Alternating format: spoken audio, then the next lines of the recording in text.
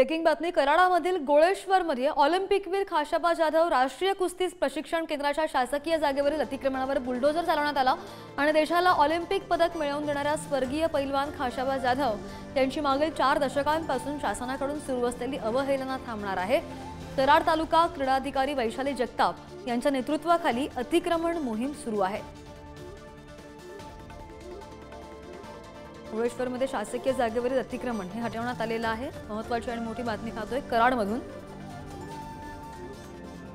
कराडमधील गोळेश्वरमध्ये ऑलिम्पिकवीर खाशाबा जाधव राष्ट्रीय कुस्ती प्रशिक्षण केंद्राच्या शासकीय जागेवरील अतिक्रमणावर बुलडोजर फिरवण्यात आला। आपण पाहतो दृश्यांमध्ये पोलिसांचा दराचा बंदोबस्त इथे तैनात आहे आणि देशाला ऑलिम्पिक पदक मिळवून देणाऱ्या स्वर्गीय पैलवान खाशाबा जाधव यांची मागील 4 दशकांपासून शासनाकडून सुरू असलेली अवहेलना थांबणार आहे।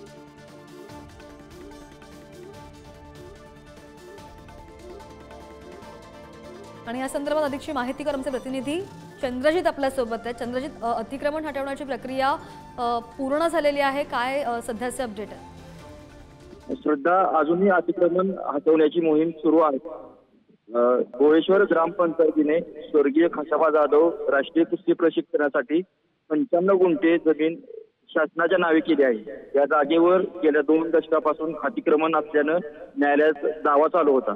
न्यायालयाचा निकाल शासनाच्या बाजूने लागल्यानंतर 12 दिवसापूर्वी अतिक्रमण केलेल्या सर्व लोकांना जिल्हा क्रीडा अधिकारी यांच्या मार्गदर्शनाखाली महसूल प्रशासन व तालुका क्रीडा अधिकारी यांच्याकडून नोटिसा बजावण्यात आल्या होत्या। त्यानंतरही अतिक्रमण न हटवल्याने आज सकाळपासून अतिक्रमण काढण्याची मोहीम चालू आहे। त्यामुळे आता यापूर्वी शासनाने दिलेल्या 25 कोटी निधीतून हे काम गतीने चालू होईल अशी आशा पल्लवित झाली आहे। अगदी चंद्रजित, धन्यवाद दिलेल्या सगळ्या सविस्तर माहितीसाठी। बातमी पाहतोय कराडमधून।